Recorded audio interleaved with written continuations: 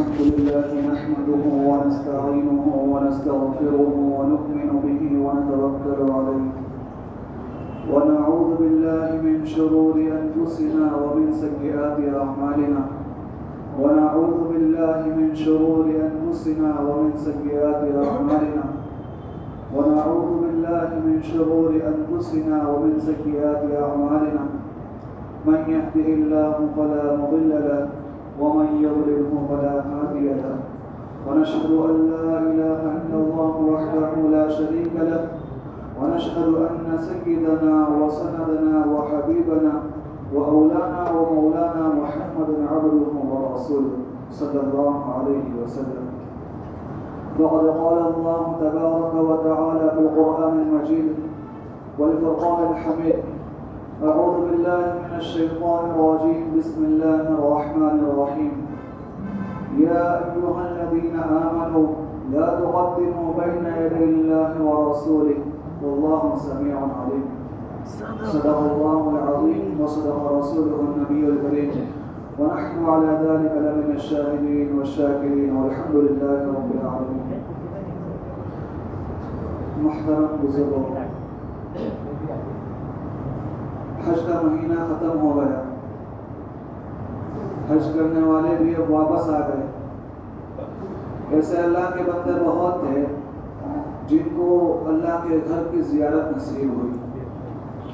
اللہ تبارک و تعالیٰ تمام کے حج کو قبول فرمائے، اور جن لوگوں کو حج کا موقع نہیں ملا ان کو بھی حج نصیب فرمائے. دیکھو، ایک تو یہ ہے کہ اللہ تبارک و تعالیٰ کے گھر کی زیارت ہر کسی پر فرض نہیں ہے، لیکن اللہ تبارک و تعالیٰ کی ذات کی زیارت ہر کسی پر فرض ہے. اللہ تبارک و تعالیٰ قرآن میں فرماتا ہے: ان اللہ اشتری من المؤمنین انفسهم واموالهم بان لهم الجنہ. کہ اللہ تبارک و تعالیٰ نے ایمان والوں کے جان اور مال کو خرید لیا ہے جنت کے بدلے میں. مطلب کہ وہ اللہ تبارک و تعالیٰ کا غلام بن گیا ہے. اب اللہ جیسا کہے گا اس کو ایسی زندگی گزارنی پڑے گی اور جنت میں اس کو جانا لازم ہے. جب کوئی چیز فرض ہوتی ہے تو اس کے دو ہی سرے ہوتے ہیں: یا تو اس کا کام انجام دے کر اس کا صلہ حاصل کرے، یا تو پھر اس کو نہ کر کے اس کا عذاب حاصل کرے. تو اسی آیت کے نتیجے میں یہ بھی معلوم ہوتا ہے کہ جو شخص اللہ تبارک و تعالیٰ کے بتائے ہوئے راستے پر چل کر جنت میں جائے گا تو اس کو اللہ کی زیارت نصیب ہوگی جو کہ اس پر فرض ہے. اور جو شخص اللہ کے بتائے ہوئے راستے پر نہیں چلے گا تو اس کو جنت نہیں ملے گی اور اللہ کی زیارت بھی نصیب نہیں ہوگی، بدلے میں اس کو جہنم ملے گی. تو اللہ تبارک و تعالیٰ کے بتائے ہوئے راستے وہی ہیں جن کو آپ صلی اللہ علیہ وسلم نے ہمیں بتلایا. ایک جگہ پر اللہ تبارک و تعالیٰ کا ارشاد ہے: یا ایھا الذین آمنوا لا تقدموا بین یدی اللہ ورسولہ. اے ایمان والو، تم اللہ اور اللہ کے رسول کے بتلائے ہوئے راستے سے آگے بڑھنے کی کوشش مت کرو. حکایت یہ ہے، اس سے ہمیں یہ چیز سمجھ میں آتی ہے کہ جو چیز آپ صلی اللہ علیہ وسلم نے جیسی ہمیں بتلائی ہے ہو بہو ویسی ہی کرنی ہے. نہ کسی چیز سے آگے بڑھنا ہے نہ اس سے پیچھے ہٹنا ہے. جیسی بتلائی ہے ویسا ہی عمل کرنا ہے اور جو کہا ہے وہی کرنا ہے. جیسے کہ آج کل ہمارے یہاں پر بہت سارے رسومات موجود ہیں کہ جن کو اللہ کے نبی صلی اللہ علیہ وسلم نے ہمیں بتلایا نہیں ہے. کہ کوئی ہے قبرستان میں جاتا ہے اور کوئی چادر چڑھاتا ہے جس کی صراحت ہمیں آپ صلی اللہ علیہ وسلم نے نہیں فرمائی. تو اگر کوئی آدمی ویسے ہی چڑھا دیتا ہے، اس پر ثواب کی امید نہیں رکھتا ہے کہ بس دل میں ہوا اور چڑھا دی، تو اس کے لیے تو کوئی حکم نہیں. لیکن اگر کوئی ثواب کی امید رکھ کے وہ چڑھاتا ہے تو اس کو گناہ ملے گا، اس لیے کہ اس نے حد تجاوز کی ہے. اللہ کے نبی صلی اللہ علیہ وسلم نے کہا نہیں تھا کہ یہ چڑھاؤ تم کو ثواب ملے گا، لیکن اس کو ثواب بنا دیا تو یہ گناہ ہے. ایک ہمارا عقیدہ ہے کہ جس چیز کو اللہ کے نبی نے جہاں پر رکھا ہے اس کو وہیں پر رکھنا ہے. ایسا کوئی عمل جو دین کے اندر شامل نہیں ہے اس کو دین کے اندر شامل نہیں کرنا ہے، اور ایسا کوئی عمل جو نفل ہے اس کو سنت نہیں بنا دینا ہے، اور ایسا کوئی عمل جو سنت ہے اس کو واجب یا فرض نہیں بنا دینا ہے. یہ ہمارا عقیدہ ہے. تو سیدھی سیدھی چیز ہے. اور جس شخص کا درجہ جہاں پر اللہ کے نبی نے بتلایا، جہاں پر اللہ تبارک و تعالیٰ نے بتلایا، وہیں پر رکھنا ہے. ایک عقیدہ یہ بھی سمجھ لو کہ دنیا کے اندر جتنے بھی ولی ہیں ان تمام میں ولیوں کا سردار جو ہے، اگر اس ولیوں کے سردار کی طرح ساری دنیا بھر جائے تو ایسی دنیا سے ایک صحابی کے درجے کی برابری نہیں ہو سکتی. اور دنیا کے اندر میں حضرت ابو بکر و عمر جیسے صحابی بھر جائے تو سارے کے سارے یہ صحابی مل کر بھی ایک نبی، ایک ادنا سے نبی کا مقابلہ نہیں کر سکتے. اور دنیا کے اندر جتنے بھی نبی ہیں ان نبیوں کو ملا دیا جائے تو آپ صلی اللہ علیہ وسلم کی برابری نہیں کر سکتے. اور آپ صلی اللہ علیہ وسلم کے جیسے ساری دنیا میں بھر دیے جائے پھر بھی وہ اللہ کے برابر نہیں ہو سکتے. یہ ہمارا عقیدہ ہونا چاہیے. تو اللہ کے نبی نے جہاں پر جس چیز کو بتلایا ہے وہیں پر اس چیز کو رکھنا ہے، اس سے آگے نہیں بڑھنا ہے. اس کو کیا کہا جاتا ہے؟ بدعت کہا جاتا ہے. شریعت میں اس کو بدعت کہا جاتا ہے کہ اللہ کے نبی نے اس چیز کو ہمیں بتلایا نہیں تھا، یا بتلایا ہے تو اس چیز کو جس درجے پر بتلایا ہے اسی درجے پر رکھنا ہے. کہ ہم نماز پڑھتے ہیں تو کوئی اگر آدمی یہ کہتے ہوئے کہ ہم مغرب کی نماز 3 رکعت پڑھتے ہیں تو 3 رکعت کے بدلے میں 4 رکعت پڑھ لے گا، تو وہ کوئی گناہ کا کام کر رہا ہے، چوری کر رہا ہے، زنا کر رہا ہے، ڈاکہ ڈال رہا ہے؟ نہیں، وہ بھی 4تھی رکعت میں عبادت ہی کرے گا، لیکن وہ عبادت اللہ کے نبی صلی اللہ علیہ وسلم سے ہمیں معلوم نہیں ہوئی ہے. اللہ کے نبی صلی اللہ علیہ وسلم نے ہمیں بتلائی نہیں ہے، اس لیے اس عمل کو نہیں کرنا ہے. ورنہ وہ جو رکعت ہے 1 رکعت، وہ باقی کی 3 رکعت جو ہے اس کو بھی لے ڈوبے گی، اور بجائے ثواب کے وہ گناہ بن جائے. رمضان کا مہینہ آتا ہے تو رمضان میں آدمی روزے رکھتا ہے، تب کوئی آدمی یہ کہہ دے کہ میں تو اللہ کے لیے بھوکا پیاسا رہتا ہوں، اپنی بیوی سے دور رہتا ہوں. تو جب غروب آفتاب کا وقت آیا تو اللہ کا حکم آیا کہ روزہ کھول دو، اب تم کو بھوکا پیاسا نہیں رہنا ہے، اب تم روزہ کھولو. تو آدمی یہ کہے کہ میں تو اللہ کے لیے اور 1 گھنٹہ بھوکا پیاسا رہوں گا، تو یہ کیا بن جائے گا؟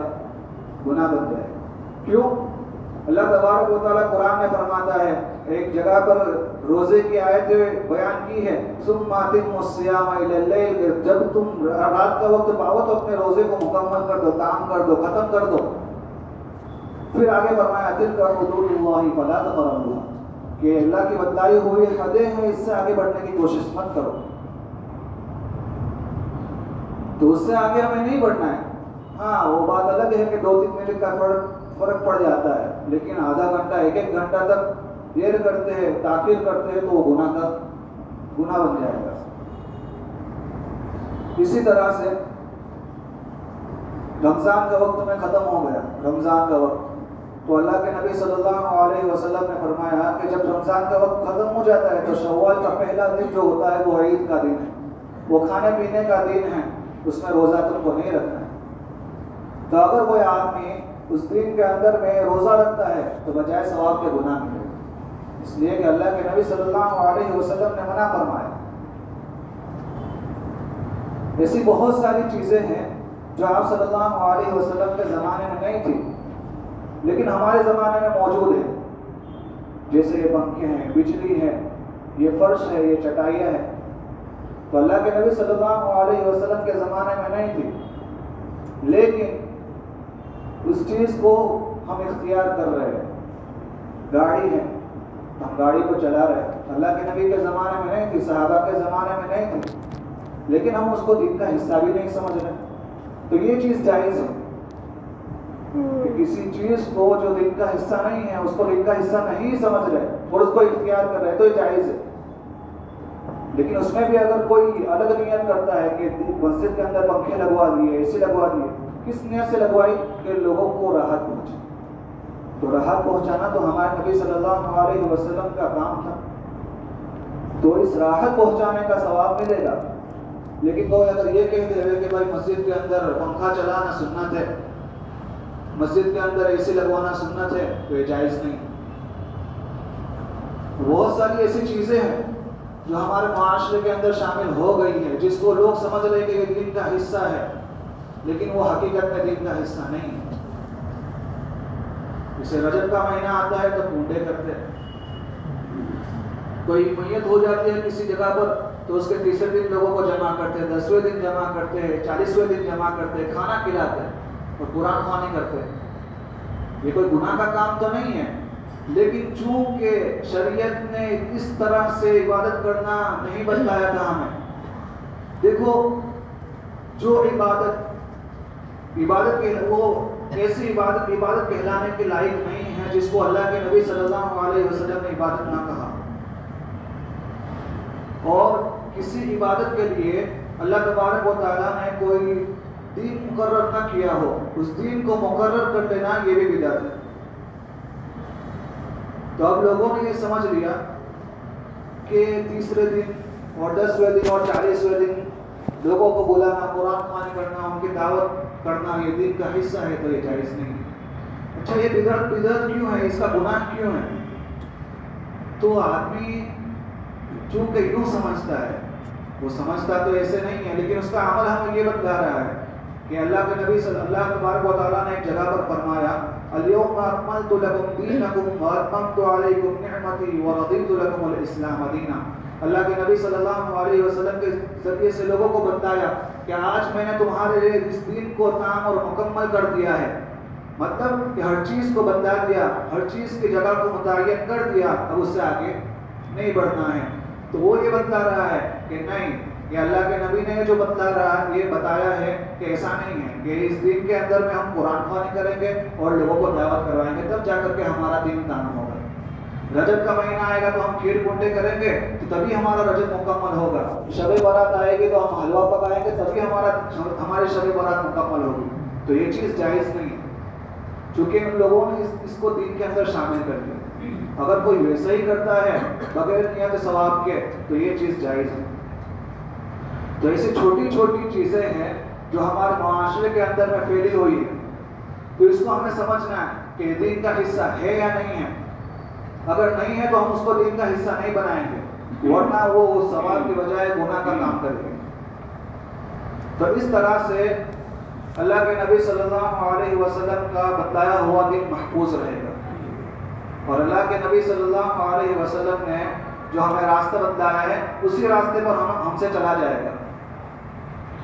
ہم تو کلمہ پڑھتے ہیں لا الہ الا اللہ محمد رسول اللہ، کہ اللہ کے سوا کوئی معبود نہیں ہے اور محمد صلی اللہ علیہ وسلم اللہ تبارک و تعالیٰ کے رسول ہیں.